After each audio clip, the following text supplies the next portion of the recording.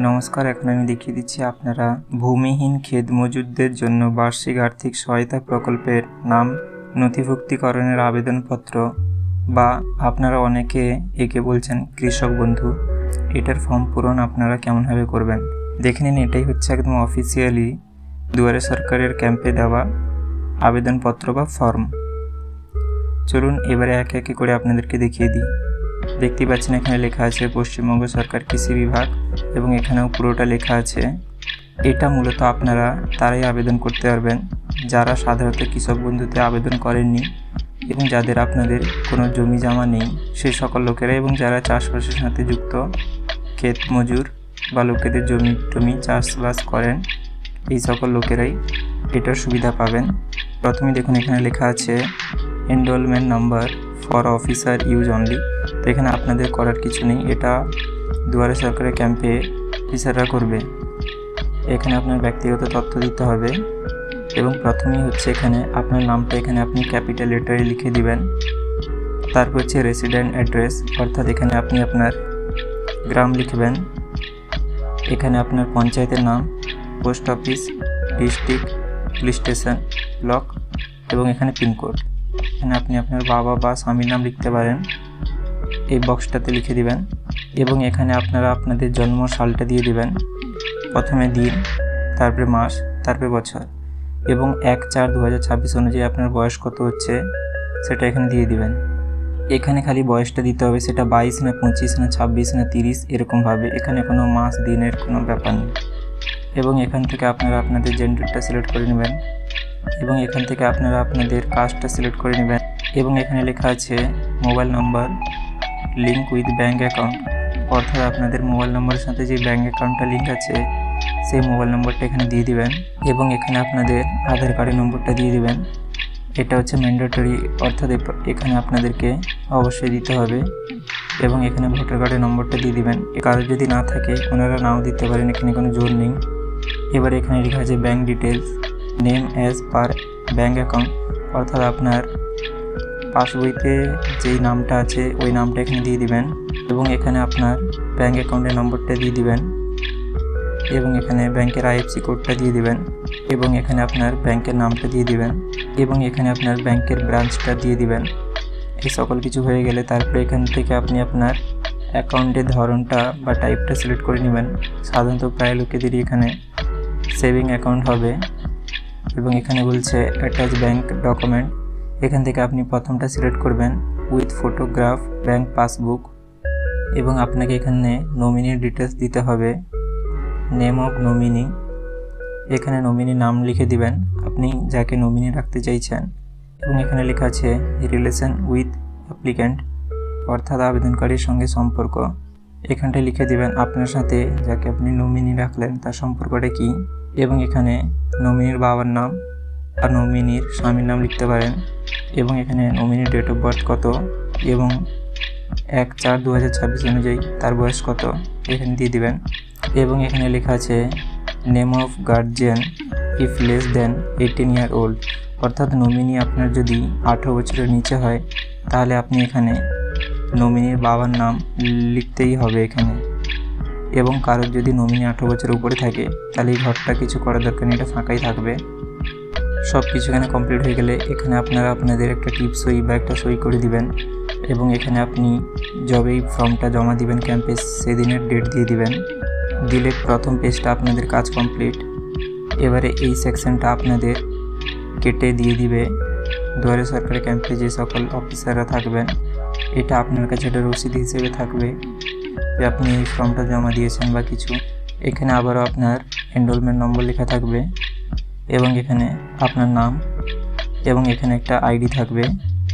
আইডিটা আপনার দুয়ারে সরকারের লোকেরাই আপনাকে দিয়ে দিবে, এবং এখানে ডেট থাকবে, এবং তাদের এখানে একটা সই এবং একটা স্ট্যাম্প ছাপ থাকবে। এবারে আমি পরের পেজগুলো দেখিয়ে দিচ্ছি, এগুলো আপনারা কীভাবে পূরণ করবেন। নেতাদের মতন অর্ধেক কাজ করবেন না, সাবস্ক্রাইবের পর বেল আইকনও দাবিয়ে দিবেন। এখানে লেখা আছে পশ্চিমবঙ্গ সরকার কৃষি বিভাগ, এখানে হচ্ছে এটা সেলফ ডিক্লারেশন, অর্থাৎ স্বঘোষণাপত্র।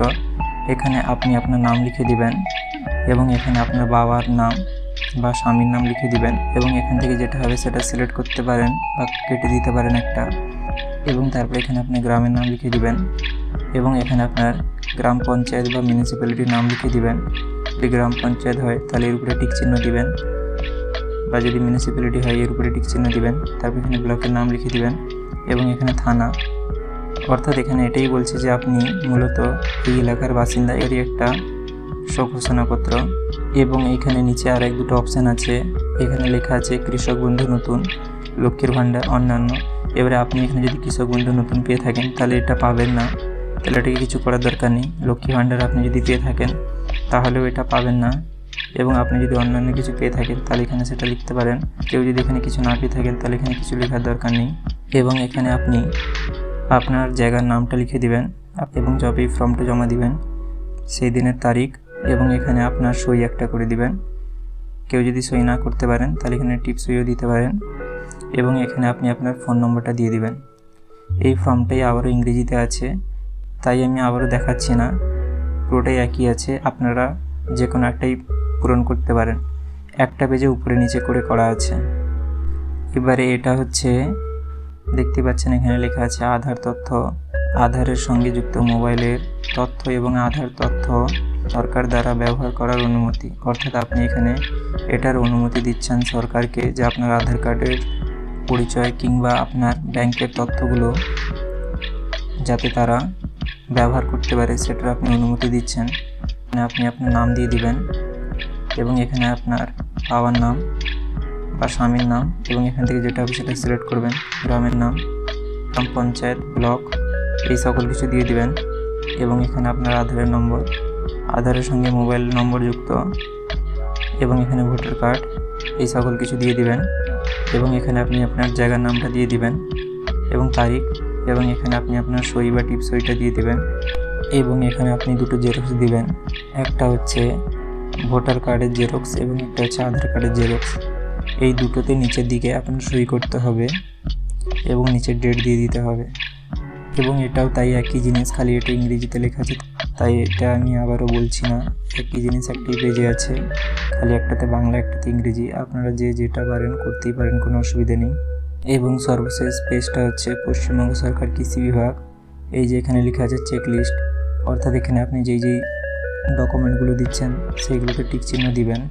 এই যে এখানে প্রথমে লেখা আছে ভোটার আইডেন্টিটি কার্ড, এখানে আপনি যদি টিক করেন তাহলে এখানে আপনাকে একটা ভোটার কার্ডের জেরক্স দিতে হবে, এবং এখানে আপনি আপনার আধার কার্ডের জেরক্স, এটা হচ্ছে first page of bank passbook, mobile number link with bank account, মানে এগুলোতে সব আপনাদেরকে টিক চিহ্ন দিতে হবে। এবং এখানে হচ্ছে সেলফ ডিক্লারেশন উইথ অ্যানেক্সার, অর্থাৎ আপনি স্বঘোষণাপত্র যে দিচ্ছেন যে আপনি এই জায়গার স্থায়ী বাসিন্দা, ওটার একটা। আর এটা হচ্ছে consent letter for using Aadhaar data, অর্থাৎ আপনার আধারের ওই যে সকল তথ্যগুলো যাতে এরা ব্যবহার করতে পারে ওটাই। এবং এটা হচ্ছে পাসপোর্ট সাইজ ফটো। তো এই সকলগুলো আপনারা টিক চিহ্ন মেরে দিবেন সকল ফর্মগুলো পূরণ করার পরে, এবং এই সকল জেরক্সগুলো আপনারা দিয়ে দিবেন এবং তাতে নিচের দিকে একটা করে সই করে দিবেন। এবং আপনারা এই জায়গাটাতে কিছু করবেন না, এখানে একটা সিগনেচার করবে যে আপনাদের কাছ থেকে যেই ফর্মটা নেবে সেই, এবং আপনাদেরকে আর কিছু করতে হবে না, আপনাদের পুরো প্রসেসটা কমপ্লিট হয়ে গেছে। এই ফর্মটা আপনারা জমা দিলে বছরে বার্ষিক 2-4 হাজার করে টাকা পাবেন বছরে। আপনাদের কোথাও যদি কিছু বুঝতে অসুবিধা হয়ে থাকে তাহলে আমাকে কমেন্ট করে জানাতে পারেন। দেখুন, আপনারা যে ছোট ছোট ভিডিও দেখে থাকেন এগুলো বানাতে অনেকটা করে সময় যায়, তাই যদি ভিডিওগুলো আপনাদের একটু ভালো লেগে থাকে তাহলে লাইক ও সাবস্ক্রাইব করতে ভুলবেন না।